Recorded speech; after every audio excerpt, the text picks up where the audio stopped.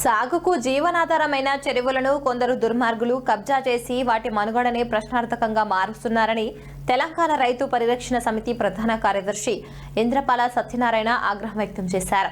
షామీర్పేట పెద్ద చెరువును పూర్తి స్థాయిలో సర్వే నిర్వహించి ఎఫ్టీఎల్ బఫర్ జోన్లో ఉన్న అక్రమ నిర్మాణాలను వెంటనే తొలగించాలని ఆయన ప్రభుత్వాన్ని డిమాండ్ చేశారు. చెరువులను కబ్జా చేసే వారిపై క్రిమినల్ కేసులు నమోదు చేసి జైలుకు పంపాలని స్పష్టం చేశారు.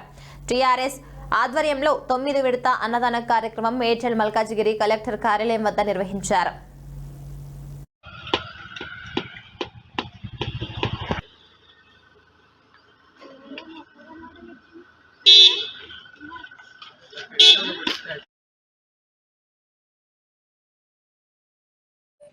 అందరికీ నమస్కారం. తెలంగాణ రైతు పరిరక్షణ సమితి ఆధ్వర్యంలో మేడ్చల్ మల్కాజ్గిరి కలెక్టర్ ఆఫీస్ వద్ద కార్యాలయం వద్ద అన్నదాన కార్యక్రమం నిర్వహించినాం. దీనికి దాత సహకరించిన నాగారం మాజీ కౌన్సిలర్ నాగేందర్ అన్న గారికి ప్రత్యేకమైన ధన్యవాదాలు. అలాగనే ఇంకా మరి కొంతమంది దాతలు ముందుకొచ్చి మా తెలంగాణ రైతు పరిరక్షణ సమితికి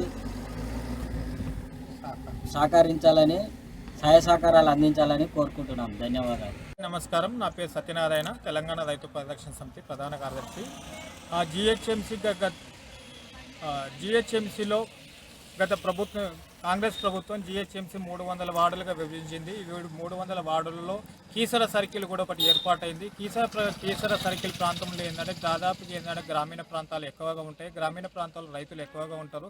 సరే, ఇట్లాంటి ఇక్కడ రైతులకు ఏంటంటే వారి సమస్యలను కూడా జిహెచ్ఎంసీ సర్వసభ సమావేశంలో ప్రస్తావించవలసి వస్తుంది. కాబట్టి ఇక్కడ నుండి కూడా ప్రాతినిధ్యం కూడా రైతుల ప్రాతినిధ్యం ఉండాలని మేము కోరుకుంటున్నాము. అట్లాంటిది ఏంటంటే రైతుల సమస్యలు తెలిసిన వారు ఇక్కడ నుండి కార్పొరేటర్లకు కానీ ప్రజాప్రతినిధులుగా ఎన్నికైతే ఏంటంటే ఈ సమస్యలు పరిష్కరించడం వాళ్ళకు ముందుంటారు.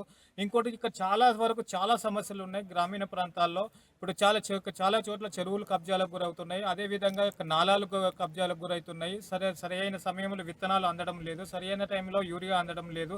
ఇటువంటివి కూడా ఏంటంటే జిహెచ్ఎంసీలో ప్రస్తావించాలంటే మనకు రైతు నేపథ్యం ఉన్న వారికి ఏంటంటే ప్రాతినిధ్యం వహిస్తే బాగుంటుంది. అందుకని ఏంటంటే తెలంగాణ రైతు పరిరక్షణ సమితి ఆధ్వర్యంలో ఈసారి ఏంటంటే మనకు ఈ కీసర సర్కిల్లో ప్రాంతాల్లో కానీ గ్రామీణ ప్రాంతాల్లో ఉండే ఏరియాల్లో కూడా బరిలో ఉంచేందుకు కూడా